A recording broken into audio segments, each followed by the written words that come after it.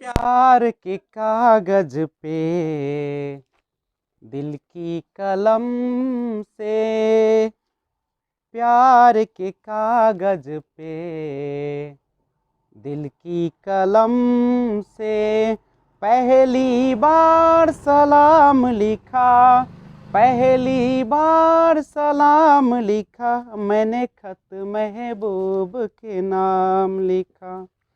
यादों में दिन काटता था पर ना गुजरती थी रातें, कैसे भला मैं बताऊं तुझको जुदाई की बातें। रंग लाई बेकरारी ऐसे छाई थी खुमारी, मैंने सुबह को शाम लिखा, मैंने खत महबूब के नाम लिखा।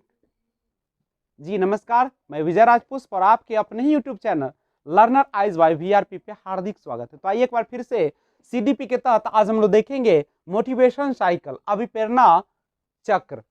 देखिए बहुत इंपॉर्टेंट है, आप सभी को जैसा कि पता है कि मनुष्य की जो आवश्यकताएं होती है वही आविष्कार की जननी होती है। यानी हम एक लाइन में अगर कहे तो कह सकते हैं कि जब मनुष्य को जरूरत होती है, जब उसके सामने वैसा परिस्थिति उत्पन्न होती है, तभी वह उस चीज को पाने के लिए बेचैन होता है और जैसे जरूरत खत्म हो जाती है उस चीज को भूल जाता है। तो हमारी जो अभिप्रेरणा है, जो हमारा मोटिवेशन है, उसका भी एक साइकिल चलता है और एक समय के बाद वह जो है बिल्कुल समाप्त हो जाती है। अब यहां से ध्यान दीजिएगा, जैसा कि आप जानते हैं कि necessity is the mother of invention, यानी आवश्यकता ही आविष्कार की जननी होती है, उसी प्रकार से हमारा मोटिवेशन भी काम करता है। तो आइए मोटिवेशन साइकिल को एक बार देखते हैं। सबसे पहले हमारे सामने क्या होती है, नीड होती है, आवश्यकता होती है। जैसे ही आपके सामने नीड आती है, जैसे ही आपके सामने आवश्यकता आती है, आपके अंदर एक ऊर्जा उत्पन्न हो जाता है, एक प्रबल प्रेरणा आ जाती है और आप उसके प्रति आकर्षित होने लगते हैं, उसे पाने का एक बल काम करने लगता है।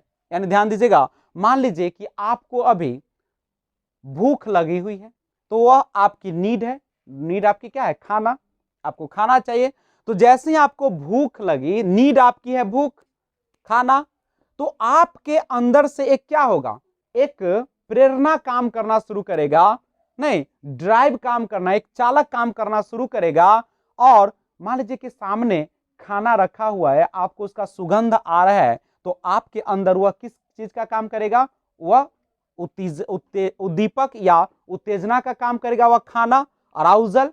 और जैसे ही वह खाना आपको, यानी कह सकते कि खाना आपका क्या हो जाएगा, वहां पे लक्ष्य निर्दिष्ट व्यवहार होगा, आपका खाना के प्रति क्या होना शुरू हो जाएगा, आकर्षण शुरू हो जाएगा, आपका मन उसकी ओर भागना शुरू कर देगा। और जैसे ही खाना आपको मिल जाएगी तो आपके उपलब्धि मिल जाएगी, अराउजल हो जाएगा, और आपको जो जरूरत था वह अगर मिल गया तब क्या होगा, रिडक्शन ऑफ अराउजल। आपके उत्तेजना में, आपके अंदर जो एक उत्तेजना हो रहा था वह क्या होगा, बिल्कुल शांत हो जाएगा। अगर आपके सामने कितना भी अच्छा खाना रख दिया जाए और आपको खाने के लिए कहा जाए तो भी आप उसे इग्नोर करेंगे, आप खाना नहीं चाहेंगे। क्यों? क्योंकि आपकी जो नीड थी वह नीड क्या हो चुकी है, खत्म हो चुकी है। एक बार फिर से समझिए, सबसे पहले आपकी जरूरत, जैसे कोई बहुत सारे लोग कहते हैं कि सर हमको पढ़ने में मन नहीं लगता है, हम पढ़ने के लिए बैठते हैं तो हमारे नींद आने लगती है। तो क्यों ऐसा होता है?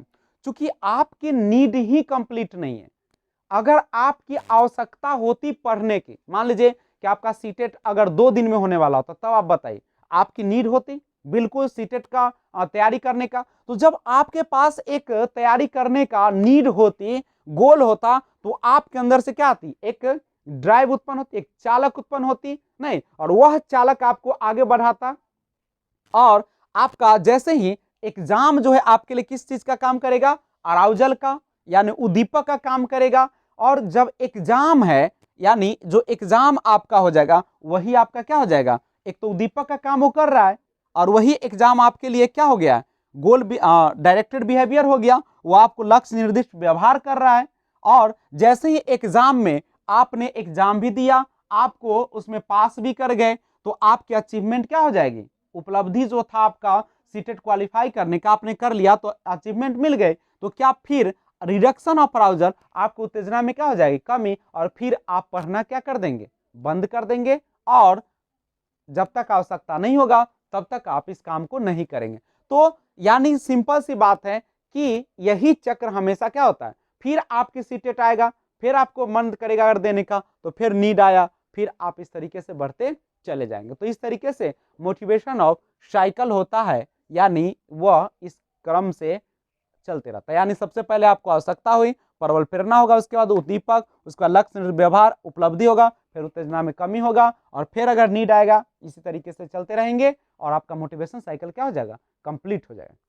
तो मिलते हैं फिर एक और बेहतरीन वीडियो के साथ, तब तक आप बने रहें और जहां भी रहे खुशहाल रहे, अपने और अपने परिवार का ख्याल रखें, क्योंकि जीवन से बड़ा दुनिया में कुछ भी नहीं, खासकर आपकी जिंदगी अनमोल है। क्योंकि अगर किसी के साथ कुछ होता है, कोई दुखी है, तो आपको उतना प्रभाव नहीं पड़ेगा जितना आपके शरीर पर होगा, क्योंकि आपका शरीर, आपका दुख केवल आप ही समझेंगे।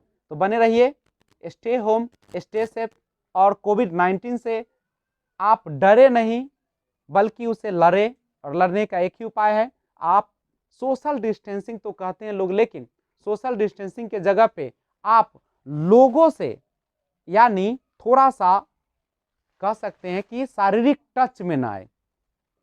यानी सोशल डिस्टेंसिंग का मतलब तो हो जाएगा कि आप जो है, आप दूसरे के कद्र नहीं करते हैं, आप उसको घृणा की दृष्टि से देखते हैं, आप उसको एक कह सकते हैं कि नफरत की दृष्टि से देखो, वैसा मत करें, क्योंकि मानव ही मानव है और मानवता से बढ़ के दुनिया में कुछ नहीं होती। इसीलिए अगर कोई ग्रसित भी है तो आप उसके परिवार को सहयोग दें, न कि उसे नफरत करें, क्योंकि महामारी है, ये आया है, ये भी चला जाएगा, और इससे नफरत करने की कोई जरूरत नहीं। सुरक्षा अपनाइए, अच्छे से रहिए।